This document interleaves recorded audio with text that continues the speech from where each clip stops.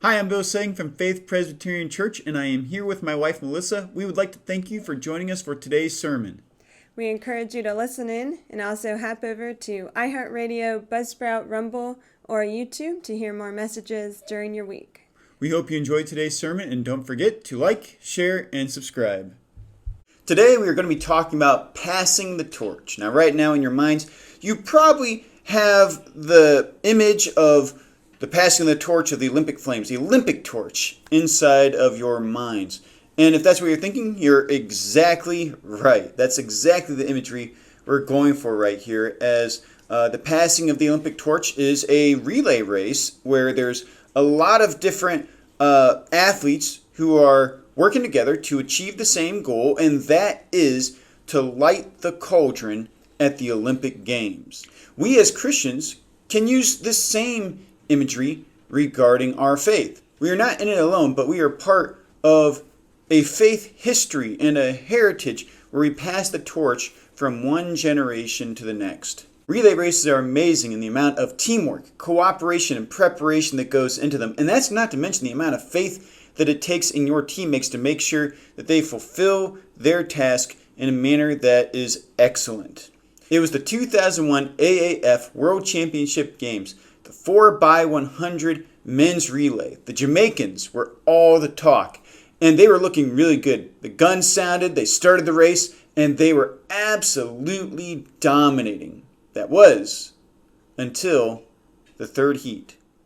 They went for the handoff to a man named Chris Williams, no amateur to the sport of relay racing, but instead he was a veteran to a sport, trustworthy, prepared, and ready to go. Well, today was different. He missed the handoff. Now, inside of our church service, we actually watched the video to this, and it was absolutely tragic. And you ask yourself, what on earth happened here? Well, it reminds me of Jesus' words when he says, "I come like a thief." Now, this phrase has several different applications we can use, and honestly, I'm using it a little bit out of context for our purposes, but inside of its context, he says, "Behold, I am coming like a thief," meaning that the end can happen at any time, so be ready. It can also mean be ready. Your time and your hour can come at any moment, so be prepared. Like I said, for our purposes, I'm going a little bit outside of that context, and instead what I am saying is be ready, because your time to step up and lead and to train up the next generation of faith can come at any moment. Be ready, because the fate of the souls of many people who come after you depend on it. In a survey of millennials, George Barna revealed some startling statistics. 9 out of 10 millennials identify themselves as syncretists, meaning they have no specific religious or ideological bias, but instead they pick and choose what beliefs they want to have based around what they think sounds good to them. Only 28% of them believe that the Bible is the Word of God. 4% of them have a biblical worldview. 56% of them reject absolute truth. A high percentage of them say they don't even care if God exists. This tells me that too many people of past generations have taken the attitude of King Hezekiah towards the end of his life. Now you might be saying, wait, wasn't Hezekiah a good king? Oh yes, Hezekiah was indeed a great king. But towards the end of his life, he was approached by a prophet who caught him in error and told him that God had told him that his children were going to pay for his blunder. These are King Hezekiah's words shortly after receiving the word of the prophet. "The word of the Lord you have spoken is good. There will be peace and security in my lifetime." Now think about that. He only cared to have peace and security in his lifetime. Do you ever catch yourself thinking like that? He didn't care. His children were going to be hauled off to a foreign land, and they were going to be enslaved by people they did not know. All the while, Hezekiah lived his life as a king. And all he could say was, at least there will be peace and security in my lifetime. He was tired of trying. He felt like he was too old to deal with the matter.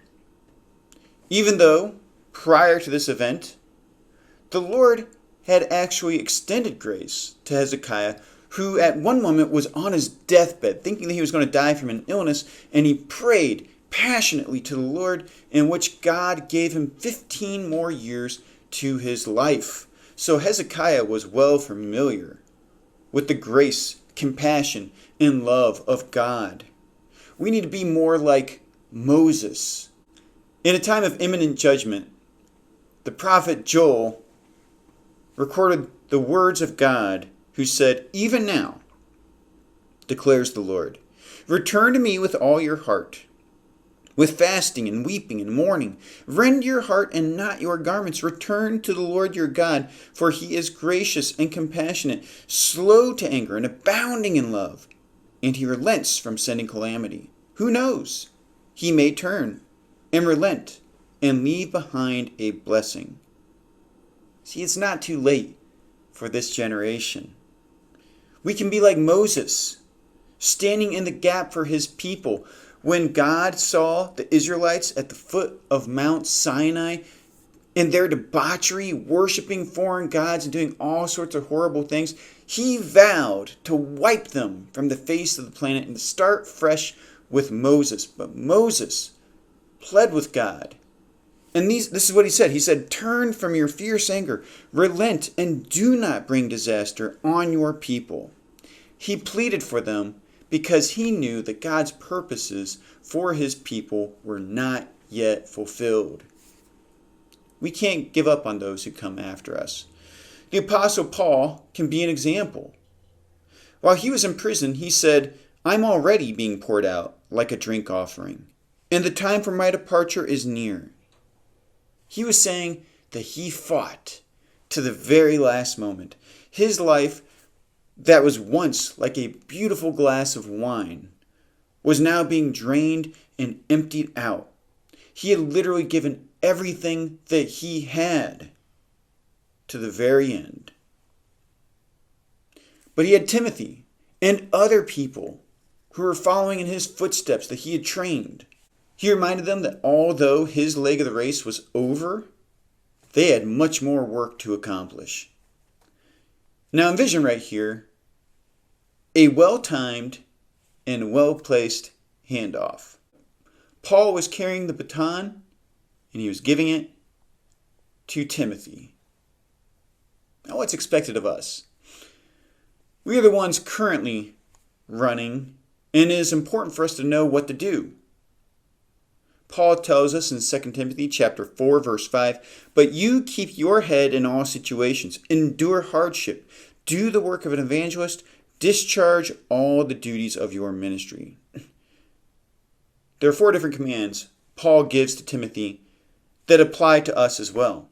The first one is to keep your head in all situations. And I like this one a lot because I used to coach wrestling and I used to tell my guys all the time, keep your head together, keep your head in the game. And that's because within that context, it actually is very much similar in the respect that sometimes you might come across an opponent who tries to cheap shot. You might throw a punch or something, or maybe the referee makes a bad call, or perhaps you had a bad start or slow start to your match. All you can do from that point is to keep your head in the game. In fact, the runner that I was talking about earlier who missed the handoff, inside the video that we watched for church, the commentators, after the race was over, started speculating on what had happened, and they spoke to somebody on the ground who revealed that this runner was actually speaking with one of the other runners about an event, about a different event altogether, and he didn't even realize that the race had started. So, Keep your head in the game. Stay focused on what's most important. Paul also says that we need to endure hardship.